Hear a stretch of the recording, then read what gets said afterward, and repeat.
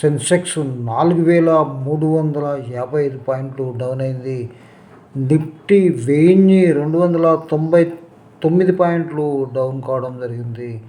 దీనికంతకు కారణం మొత్తం యుద్ధం మాత్రమే అనేది మనకు అర్థమవుతుంది. అయినప్పటికీ ఈ షేర్ మార్కెట్లో ఇంత వొలటాలిటీ, ఇంత డౌన్ కావడం వల్ల ఇన్వెస్టర్లు కొంత అప్రమత్తంగా ఉండాలని కోరుతున్నాం.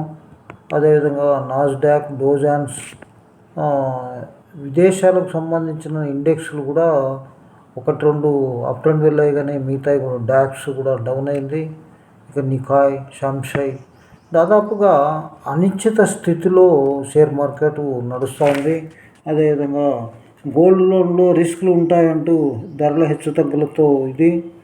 అదేవిధంగా ఇదంతా మనం గమనించుకున్నట్లయితే ఇంత వొలటాలిటీ అనేది సర్వసాధారణంగా ఉండదు, కానీ ఈ యొక్క ఈ యుద్ధ ప్రభావమే మనకు చూపిస్తుంది.